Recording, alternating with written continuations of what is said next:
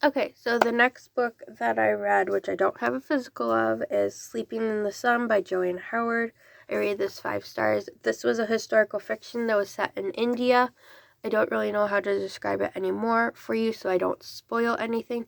But it was another one by Books Forward. I really liked it, so I will be reading more by Joanne Howard in the future.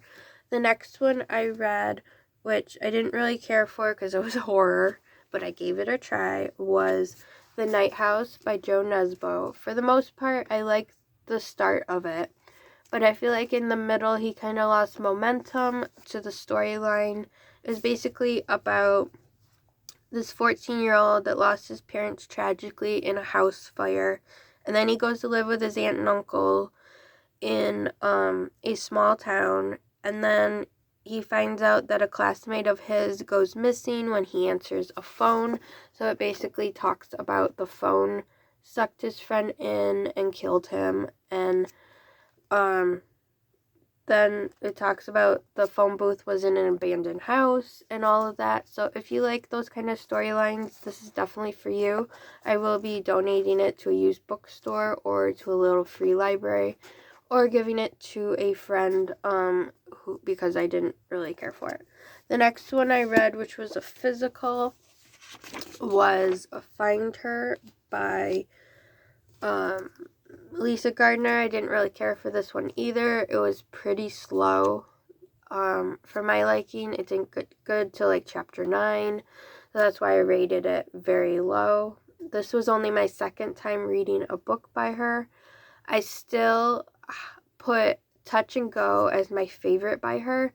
I have others of hers that I want to read in November, so I'm hoping they're better than this one was. And the other books that I read in October were The Strange Case of Dr. Jekyll and Mr. Hyde. I rated that 5 stars. I really like that. I want to get that and add it to my classics bookshelf.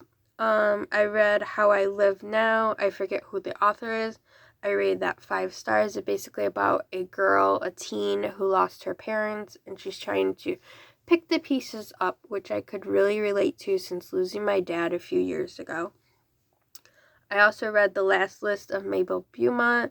That was a contemporary I really liked. I rated it 5 stars. And I also read One of Us is Lying by Karen M. McManus.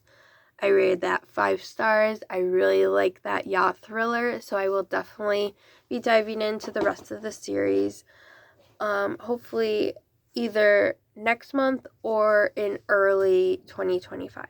So those are all the books I read for October. I hope you guys enjoyed this video, and make sure you come back in a little bit and check out my November TBR.